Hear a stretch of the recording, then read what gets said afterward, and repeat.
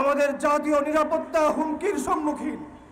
ভারতের প্রতিরক্ষা মন্ত্রী সে বলেছে ভারতের সেনাবাহিনীকে যুদ্ধের প্রস্তুতি নিতে।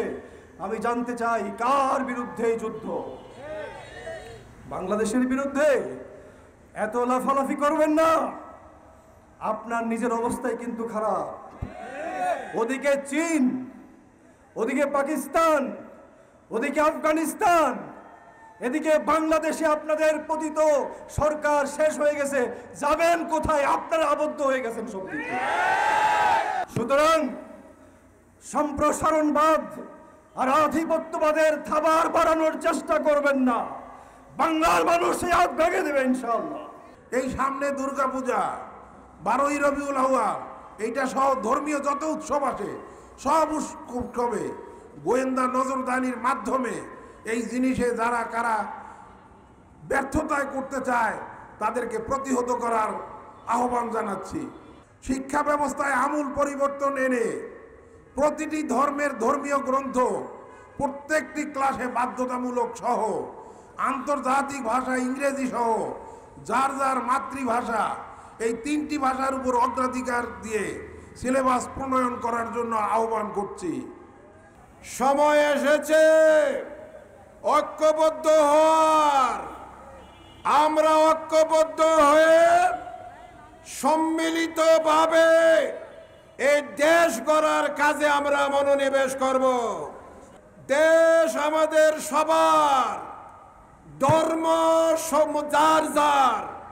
সুতরাং আমরা সকলে সম্মিলিতভাবে এই দেশের নাগরিকেরা আমাদের প্রিয় জন্মভূমিকে আমরা আবার গড়ে তোলার জন্য ঐক্যবদ্ধ প্রচেষ্টা চালিয়ে যাব।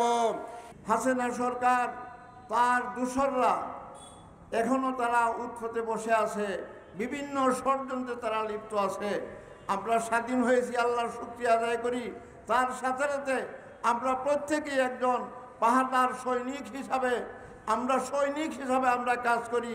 এই দেশের স্বাধীনতা যেন আবার বিনষ্ট না হয়, স্বাধীনতার বিরুদ্ধে যেন কোনো ষড়যন্ত্র না হয়, তার দিকে আমরা প্রত্যেকেই সজাগ সচেতন থাকি। যারা লুটপাট করেছে তাদেরকেও কী করা হোক, আইনের আওতায় এনে শাস্তি দেওয়া হোক।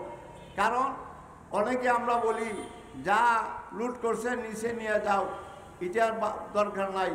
আমরা শুধু হাসিনার বিচার চাই না, যে ওই চুরি করুক, এই দেশের সম্পদ, জনগণের সম্পদ চুরি করছে, তার উপযুক্ত বিচার আমরা দাবি করছি এই বর্তমান অন্তর্বর্তীকালীন সরকারের কাছে। এবং যারা নাকি শাহাদত বরণ করেছে, আমার পূর্ববর্তী ভাইয়েরা বলেছেন, তাদেরকে বীর বিক্রম হিসাবে আমরা উপাধি আজকে নারায়ণগঞ্জে ঘোষণা করতে চাই যে আপনারা যারা শাহাদত বরণ করেছে তাদেরকে আপনি বীর বিক্রম হিসাবে উপাধি দান করা হোক। এবং প্রত্যেকটা শহীদ পরিবারের দায়িত্ব সরকার নেওয়ার জন্য আমরা দূর দাবি জানাইতেছি।